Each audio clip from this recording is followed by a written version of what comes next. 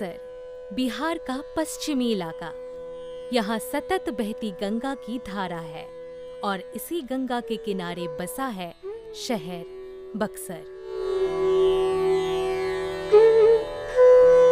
बक्सर क्षेत्र प्राचीन काल से ही कला, संस्कृति, अध्यात्म, दर्शन, विद्या, शौर्य आदि का केंद्र रहा है। इसका उल्लेख वामन पुराण आदि प्राचीन भारतीय धर्म ग्रंथों में मिलता है। वाल्मीकि रामायण से ज्ञात होता है कि विश्वामित्र ने दशरथ पुत्र राम लक्ष्मण को अपने आश्रम के बारे में बताया था। इसके प्राचीन नामों में विश्वामित्र आश्रम, सिद्धाश्रम, महाश्रम, वेदगर्भपुरी, व्याघ्रपुर, व्याघ्रसर आदि मिलते हैं। बिहार के पश्चिमी भाग में गंगा नदी के तट पर अवस्थित बक्सर की दूरी राज्य की राजधानी पटना से 130 किलोमीटर तथा वाराणसी से 132 किलोमीटर है। प्राचीन समय से लेके आधुनिक काल तक के इतिहास में बक्सर का महत्व है। यहाँ से 10 किलोमीटर दूर चौसा है। चौसा का युद्ध जो है वो भी बहुत महत्वपूर्ण रहा है। 1539 ईस्वी में शेरशाह सूरी और हुमायूं के बीच में हुआ था युद्ध। यहाँ से करीब 5-6 किलोमीटर दूर जगह है जहाँ कहा जाता है कि बक्सर का युद्ध हुआ था। अंग्रेज के जो मुनड़ो थे, मुगल वजीर थे, अवध के नवाब शुजा-उद-दौला, उनके बीच में युद्ध हुई थी 1764 में। वहाँ पर केवल अंग्रेजों का शिलापट्ट केवल रखा हुआ है। बक्सर का धार्मिक, सांस्कृतिक, ऐतिहासिक तथा यहाँ से प्राप्त विशिष्ट पुरावशेषों के महत्व को देखते हुए बिहार सरकार के पुरातत्व एवं संग्रहालय निदेशालय द्वारा सन 1979 में बक्सर संग्रहालय की औपचारिक स्थापना की गई। हमारे संग्रहालय में तो चौसा की सबसे अधिक पुरातात्विक सामग्रियां मिली। तो पहले से कुछ कलेक्शन करके यहाँ पर संग्रहालय स्थापित किए जाने की बात 79 से होती रही है, लेकिन उतनी सामग्रियां नहीं थी जिससे कि यहाँ पर संग्रहालय स्थापित किया जाए विधिवत। एक सीताराम उपाध्याय थे जो घूम घूम कर पुरातात्विक सामग्रियों को एकत्र किया करते थे और संग्रह करके अपने पास रखे हुए थे। सरकार के द्वारा उनके कार्यों के महत्व को देखते हुए सबको संग्रहालय में समाहित कर लिया गया और उनके नाम पर इस संग्रहालय का नाम सीताराम उपाध्याय संग्रहालय रख दिया गया। इस संग्रहालय में संग्रहित पुरावशेषों को प्रस्तर कला, मृन्मूर्ति कला, पांडुलिपि एवं मुद्रा प्रभाग में विभक्त किया जा सकता है। गुप्त काल में भी यहाँ मूर्ति बनी, गुप्त काल के बाद भी बनी, पाल काल में भी बनी है। तो यानी 1000-1500 वर्ष तक मूर्ति कला का यहाँ विकास होता रहा है। संकलित प्रस्तर मूर्तियों में सूर्य, विष्णु, ब्रह्मा, देवी, उमा महेश्वर, नंदी आदि प्रमुख हैं। आधुनिक काल की कलाकृतियों में राम, हनुमान एवं जैन तीर्थंकरों की मूर्तियां प्रमुख हैं। सभी देवताओं को मानने वाले लोग थे, यानी धार्मिक यहाँ सामंजस्य थी, यहाँ समरसता थी। कहीं कोई भी ऐसा प्रमाण नहीं मिलता है कि उसमें कोई विवाद रहा हो। इसे अब तक प्राप्त नंदी की प्राचीनतम प्रतिमा कहा जा सकता है। पत्थर की सबसे पुरानी प्रतिमा यहाँ पर नंदी की है। भगवान शिव की जो सवारी नंदी होती है, जो 2nd सेंचुरी BC यानी 2री शताब्दी ईसा पूर्व की है। विरासन में बैठी चतुर्मुख ब्रह्मा की प्रतिमा के 3 मुख ही दृष्टिगत हो रहे हैं। चौथे मुख को सामने के मुख के मुकुट के ऊपर दिखाने का प्रयास किया गया है।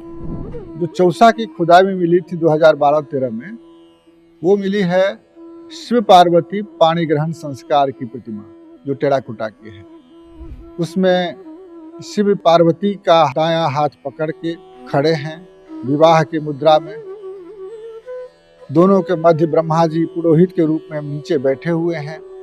ये दृश्य अब तक भारतवर्ष में टेराकोटा की देखने को नहीं मिली है। इस मूर्ति को कल्याण सुंदर मूर्ति कहा गया है। भगवान विष्णु की, जैसे मैंने पहले बताया, पहले 4 जो हाथ होता था चारों नीचे की तरफ, अब देखते हैं कि चारों हाथ नीचे की तरफ है। बलुआ पत्थर की उत्तर गुप्त काल की है, सूर्य की मूर्ति है, ये भी चौसा से ही मिली है। आप देखें सूर्य की प्रतिमा जो होती है वो ईरानी ड्रेस में रहते हैं, ईरान में पहले पूजा किया जाता था। अब देखिए ये जूता रहता है, बूट, तलवार रहता है इसमें, फिर इसमें इनका जो है सो पिंगल, बायां हाथ में स्याही होता है और दाहिने में कलम, फिर ये दंड होते हैं जिनके हाथ में सो दंड रहता है, और ये सूर्य के दोनों हाथ में कमल के फूल है। ये पिलर सब जो मिले थे वो सब है पूरा अलंकृत है। इसका भी महत्व है कि उस समय के पिलर कितने अलंकृत होते थे। ये फिर देखिए विष्णु की प्रतिमा जो आपको बताया है, चारों हाथ नीचे की तरफ है, और ये शेषशायी विष्णु जो समुद्र में सोए हुए हैं। लक्ष्मी जी उनकी पांव दबा रही है, उनके नाभि से कमल ऊपर गई है जिसमें ब्रह्मा जी बैठे हुए हैं, और ये यहाँ पर आप देखते हैं शेषनाग का चित्र है। ये आधुनिक काल की हनुमान की प्रतिमा है। हनुमान की ज़्यादा पुरानी प्रतिमा मिलती नहीं है, लेकिन पत्थर की है, आधुनिक काल की है। ये वामन की प्रतिमा है, इसमें अभिलेख भी अंकित है, और ये 7वीं 8वीं शताब्दी यानी उत्तर गुप्त काल की ये मूर्ति है। बक्सर और चौसा की सामग्री देखने के लिए जो लोग आते हैं उनके मन में ये रहती है कि यहाँ की टेराकोटा मूर्तियाँ कैसी हैं, उसको ही देखा जाए। तो उस समय जो भी दुर्लभ कलाकृतियाँ यहाँ प्राप्त हुई, उससे पूरे संसार में इसकी ख्याति बढ़ी। खास करके टेराकोटा की जो महिलाओं का केश विन्यास है यहाँ का, ये अत्यंत ही महत्वपूर्ण रहा, जिसे पूरे संसार के आर्ट हिस्टोरियन ने प्रशंसा की। संग्रहालय का उद्देश्य होता है कि आम लोगों में अपनी विरासत के प्रति जागरूकता पैदा करना, और ये क्षेत्रीय संग्रहालय है। और इस क्षेत्र की जो प्रतिमाएं हैं या खास करके जो प्राचीन विरासत भवन है या मूर्तियां हैं, उसके अलावे बिहार के जो महत्वपूर्ण विरासत हैं उसको हम लोगों ने यहाँ पर फोटोग्राफी के माध्यम से बताने का कोशिश किया है। अब ये देखिए बक्सर जिला में एक गांव है सीतापुर, वहाँ महिषासुरमर्दिनी की प्रतिमा है। ये देव बरुनार के है। एक भोजपुर जिला में सूर्य की प्रतिमा है, वहाँ पर एक मंदिर कम्प्लेक्स में बहुत अधिक मूर्तियाँ, सभी देवी देवताओं की प्रतिमाएं हैं। फिर आप देखिए अशोक स्तंभ रमपुरवा पश्चिमी चंपारण का है। ये इस हिसाब से सबसे महत्वपूर्ण है कि एक जगह सम्राट अशोक का 2 शिलालेख एक ही जगह है। फिर ये देखिए इसी जिला में नील उत्पादन की भट्ठी है। गांधी जी का सत्य का पहला प्रयोग जो चंपारण में हुआ था वो नील के उत्पादन के चलते ही हुआ था, और उसका एक नमूना बक्सर जिला में भी है। एक यहाँ है राजपुर का किला, ये भी अत्यंत पुराना है बक्सर का, और इसे भी ऐतिहासिक रूप से ऐतिहासिक महत्व की है, हेरिटेज बिल्डिंग है। चौसा के युद्ध के बारे में अभी मैंने चर्चा किया था कि हुमायूं और शेरशाह के बीच में हुआ था, उसका एक प्रतीक स्थल है। यहाँ पर एक्सकेवेशन में तो बहुत एंटीक्विटी प्राप्त हुए हैं। फिर भगवान बुद्ध के महापरिनिर्वाण स्थल कुशीनगर का ये चित्र है। देव बरुनार के विष्णु भगवान की प्रतिमा है। ये फिर नील के कारखाना भोजपुर कोठी है। सूर्य भगवान की प्रतिमा है देवरिया में, इसी बक्सर जिला में। कितना स्वच्छ है, ये दिखाने के लिए पर्याप्त है बच्चों को या आम लोगों को कि अगर आप स्वच्छ रखिएगा तो कितना सुंदर लगेगा।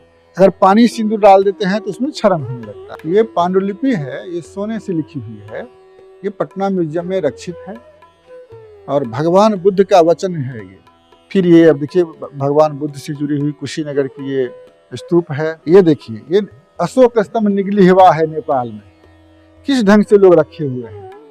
इस घर में इसको सुरक्षित रखा गया है ताकि उससे धूप पानी से उसको बचाया जा सके। बिहार की सबसे बड़ी जो आर्कियोलॉजिकल साइट है उसका ये बाउंड्री वाल है, और ये राजा जनक से जुड़ी हुई ये कहा गया है कि उनके समय का ये दीवार है।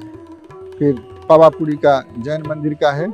ये हाथी दांत की महिषासुरमर्दिनी की प्रतिमा है। मुर्शिदाबाद के कलाकारों द्वारा बनाया गया था। और दरभंगा के जो महाराजा थे रामेश्वर सिंह, उनके संग्रह से जो एक संग्रहालय वहाँ बनी है, वो उनके बड़े भाई महाराजा लक्ष्मेश्वर सिंह थे, उनके नाम पर वो संग्रहालय है। डुमरांव के राजा के परिवार में एक मंदिर है, बिहारी जी के मंदिर, तो उस मंदिर में वॉल पेंटिंग जो है उसमें क्षरण होता जा रहा है। ये यहाँ से 50 किलोमीटर आगे वहाँ रामगढ़ में बैजनाथ का मंदिर है, वहाँ की ये भग्न प्रतिमाएं हैं। गुरु गोविंद सिंह जी का एक हस्तलेख है यहाँ की गुरुद्वारा में, इसको यहाँ दिखाने की कोशिश किया गया है। एक हेरिटेज बिल्डिंग है। और ये देखिए, अभी मैंने बताया कि कैथी लिपि जो हमारे बिहार में का सबसे पुराना जो शिलालेख है वो यहाँ पर है, मधेपुरा जिला में है। ये इसमें लिखा हुआ है मगर ध्वज जोगी। ये कुशीनगर का बौद्ध स्तूप है, ये रानी का कुआं है, ये पटना म्यूजियम का बिल्डिंग है, ये भी हमारा हेरिटेज बिल्डिंग है। प्री मॉर्जन यानी मौर्य काल से पहले का जो टेराकोटा की जो सामग्रियां हैं उसको इसमें दिखाने की कोशिश किया गया है। उस समय के जो लोग थे किस ढंग से केश विन्यास करते थे, किस तरह के वस्त्र धारण करते थे, किस तरह के आभूषण रखते थे, ये टेराकोटा हमें बताती है। देखेंगे पहले तो छोटी छोटी मिलती है, बाद में आप देखेंगे जो गुप्ता पीरियड में आके सो आप देखेंगे बड़ी बड़ी मूर्तियां टेराकोटा की बनी है। ये टेराकोटा अलग ढंग का है। इस टेराकोटा कैसे लगता है कि कोई डांसर वगैरह का ये है, और अधिकतर महिलाओं की है। गेट जो है डुमरांव राज परिवार का, ये बहुत बढ़िया अलंकरण है। इसमें ऐतिहासिक दृष्टि ये बहुत महत्वपूर्ण है। ये बौद्ध ग्रंथ है, एक लाइन सोने का है, दूसरे लाइन चांदी का है।